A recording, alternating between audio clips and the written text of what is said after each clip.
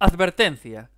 Hoy procedo a analizar el segundo tomo de la obra titulada 7000 millones de agujas del autor Nobuaki Tadano, obra de la cual ya analicé con anterioridad en el canal el primer tomo de la misma.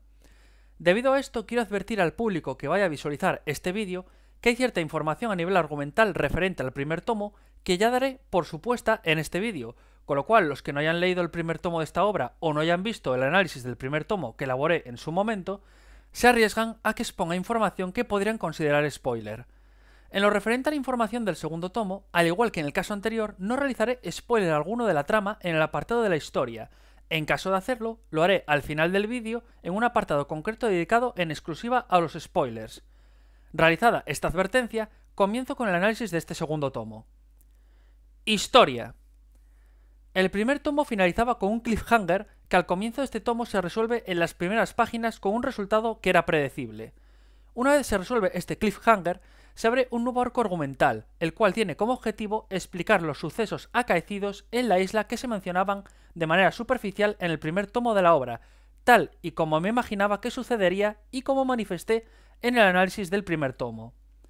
Este arco argumental permite profundizar más en la historia personal de la protagonista, dar más motivos y razones que justifican la actitud y comportamiento de Hikaru al principio de la obra, cuando era introvertida y se aislaba de todo y todos los que la rodeaban. Y no solo eso, sino que este arco argumental servirá para que se den a conocer los motivos de la muerte de su padre, del acoso que recibió ella y su familia de los nativos de la isla, el reencuentro con antiguas amistades del pasado y finalmente será el escenario que dará la oportunidad para que Hikaru cimente sus relaciones personales actuales y supere esa parte de su pasado que la sigue atormentando en la actualidad. Al igual que en el primer tomo, este nuevo arco argumental se expone de manera directa, rápida y eficaz. No se entretiene exponiendo datos que carezcan de importancia, expone lo más relevante y de manera inmediata, con lo cual nuevamente el lector vuelve a experimentar una sensación de progreso a medida que avanzan las páginas de este tomo. Este nuevo arco argumental contiene algunos aciertos, que mejoran algunos hándicaps que poseía el tomo anterior, pero también comete algunos errores de guión. Entre los factores positivos de este nuevo arco argumental se encuentra el tratamiento de las relaciones personales de Hikaru. En este tomo aparece una nueva amistad del pasado, y en este caso sí hay una justificación de cómo surgió esa amistad, no como en el primer tomo, donde explicaba que las nuevas amistades de Hikaru eran muy precipitadas, y sin una razón o argumento sólido. En este caso, esta nueva amistad está justificada. Con unas pocas viñetas y líneas de diálogo, se expone de manera eficaz y directa el porqué de esta relación y se la justifica con acierto. Sin embargo, hay algunos errores de guión, algunos leves y otros más graves, pero presentes en este segundo tomo. Hay presentes ciertas situaciones sin ningún tipo de explicación o razonamiento, que son frutos de agujeros de guión. Por fortuna, no es algo recurrente, pero es cierto que al tratarse de una obra compuesta de solo 4 tomos, es llamativo que se produzcan estos errores. Especificaré en el apartado de spoiler a qué errores me refiero. Además de estos errores de guión, el mismo es predecible, todo a raíz de una línea de diálogo que hay presente en las primeras páginas de este tomo, que indican claramente que cierto acontecimiento volverá a tener acto de presencia de nuevo en la historia. Respecto al final del tomo, solo diré que me recuerda mucho al meme Here We Go Again, o las películas Atrapado en el tiempo y Al filo del mañana, debido a cierto acontecimiento que vuelve a hacer acto de presencia y que incluso el propio autor expone con cierta dosis de comedia. La repetición de este acontecimiento es algo que aún no se torna como cansino, pero es algo que a medio plazo conduciría al hastío del lector. Por ello la longitud de la obra, 4 tomos, es idónea para que aunque se repita este acontecimiento, no se perciba aún como algo excesivamente repetitivo. Queda por ver cómo tratará de nuevo este acontecimiento el autor para intentar que, aunque la base sea la misma, no se perciba como exactamente lo mismo. De momento hay un ligero cambio que seguramente permita que el tratamiento de este acontecimiento sea diferente a la última vez, lo cual permitiría que el planteamiento, aun teniendo la misma base, sea ligeramente distinto, permitiendo explotar otro tipo de posibilidades. Especificaré en el apartado de spoiler a qué me refiero. Ahora queda por ver cómo lo llevará a cabo Tadano en el tercer tomo. Este segundo tomo, al igual que en el primer tomo de la obra, vuelve a exponer de manera directa y clara el argumento, proporcionando al lector una continua sensación de progreso. La trama es interesante, ya que permite profundizar en el pasado de la protagonista y resuelve muchas de las incógnitas que dejaba planteadas en el primer tomo.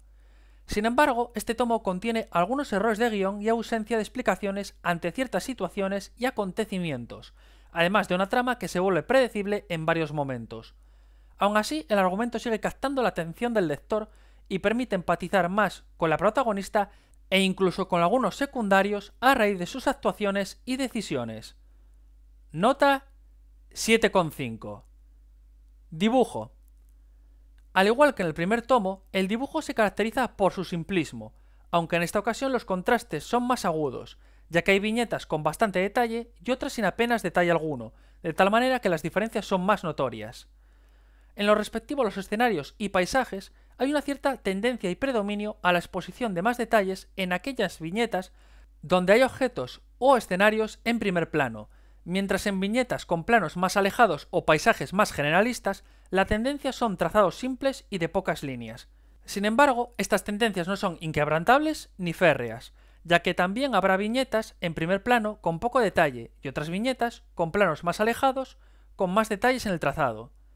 En este sentido, hay presente una cierta irregularidad en el dibujo de los escenarios. Nuevamente, el autor se apoya en el uso del negro y del blanco para dar una falsa sensación de relieve en el entorno, y así dar una falsa sensación de profundidad, la cual a veces resulta efectiva y en otras ocasiones fracasa debido a la complejidad del objeto que quiere representar, la cual es demasiada como para representarlo solo basándose en este método. En lo relativo a los personajes, en este tomo se aprecia cómo los rostros de todas las mujeres son iguales entre ellos, al igual que sucede también en el caso de los hombres. Se aprecia que la forma es exactamente la misma, y lo único que diferencia a un personaje del mismo género respecto a otro es el peinado que posee, ya que el resto de rasgos faciales son idénticos.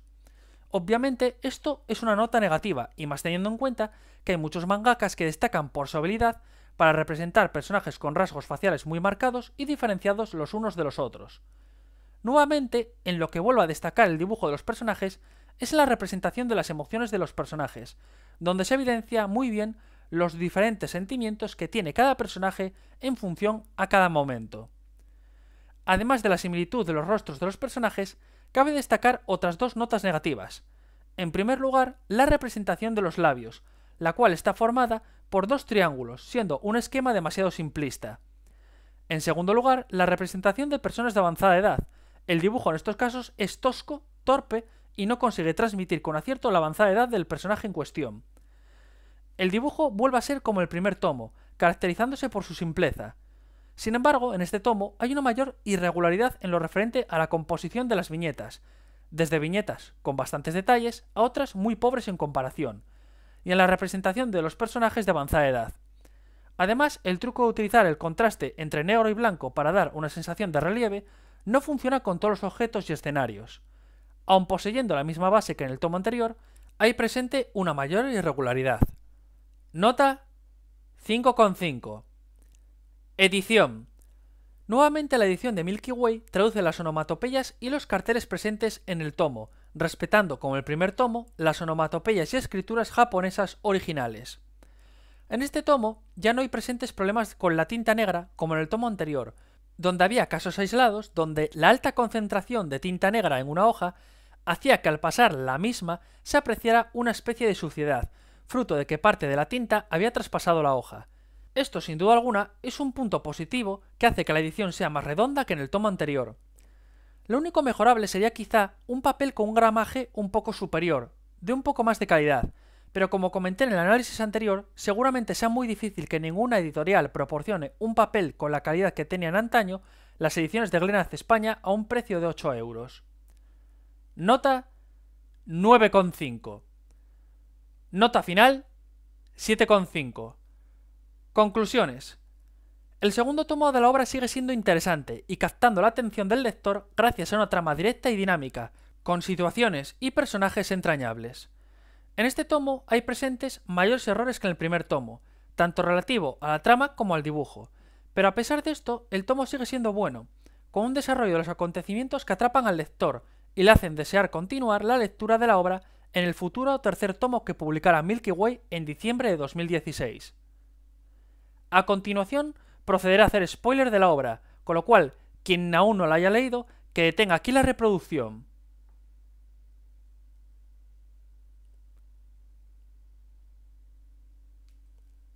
Entre los errores de guión que tiene este tomo hay varios. Primero, Saya no muestra síntoma alguno de secuelas psicológicas después de lo que sufrió y vio en el gimnasio, después de ver cómo Maelstrom descuartizó a todos los presentes en el gimnasio y cómo casi acaba con su vida. Esto no es realista, ya que mismamente la propia Hikaru se quedó bloqueada mentalmente y paralizada de miedo en su primer encuentro con Maelstrom y cuando volvió a verlo en el gimnasio. Segundo, en ningún momento se explica o se da argumentación alguna de cómo Maelstrom llegó a la isla y cómo consigue llegar con la apariencia del chico al que poseyó en el instituto en el tomo primero. En primer lugar, Maelstrom había perdido la apariencia del chico en cuestión en el gimnasio del instituto al transformarse en un dinosaurio. En segundo lugar, Tengai la había desintegrado en el combate, con lo cual no tiene sentido que recupere la figura de ese muchacho en su reaparición, y menos aún que solo sea con la parte superior del tronco, ya que no posee piernas en su reaparición. Y su aparición en la isla es porque sí, sin explicación o razonamiento alguno. Incluso aunque se argumentara que fue fruto de la casualidad, fue demasiada casualidad que con lo inmenso que es el planeta Tierra, su reaparición fuera justo en la misma isla donde estaba en ese momento Hikaru. Tercero, hay una escena donde se ve cómo Hikaru entra en un lago donde hay una cascada, y cómo lo hace descalza. Pocas viñetas después se ve cómo salta a la cascada con calzado, y en la escena siguiente se ve cómo de nuevo vuelve a estar descalza. Es un error de continuidad bastante evidente, y un fallo claro del autor. Cuarto, Saya es herida en el pie por Maelstrom al clavarle un cuchillo en el pie, y posteriormente se ve cómo cuando quiere buscar a Hikaru, tiene que ayudarle a su amiga Nao a caminar. Pues en el momento de abandonar la isla, se puede apreciar con claridad cómo Saya es capaz de, por sí misma, caminar la pasarela que da acceso al barco para volver de regreso a su ciudad natal. Nuevamente, hay presente un error de continuidad. Quinto, aunque esto es un error del tomo anterior, destaco que la relación entre Hikaru y sus dos nuevas amigas es demasiado estrecha en mi opinión, y sin una base sólida de por medio. Es una amistad muy férrea y encomiable, pero no veo a nivel argumental justificación suficiente en que, porque Hikaru las ayudara a recuperar su móvil de un río, ahora Saya y Nao sean amigas íntimas de Hikaru y estén dispuestas a dar la vida por ella. No me molesta el sacrificio que son capaces de llegar a realizar. En ese sentido, el personaje de Saya me ha agradado, ver su entrega y determinación, sino la razón que las une, la cual no veo suficientemente sólida, aunque esto es un error que no tiene visos de tener ya solución. Sexto, al final del tomo no se aprecian consecuencias palpables al caos generado por Maelstrom en la isla.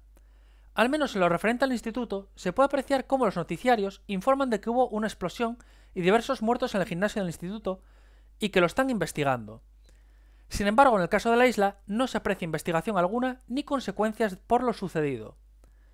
Respecto al evento que mencioné que se repite, me refiero a que Maelstrom vuelve a estar presente y que vuelve a ser una amenaza, y a pesar de todo lo acontecido en este tomo, aún no es destruido, y es encerrado en el cuerpo de Hikaru.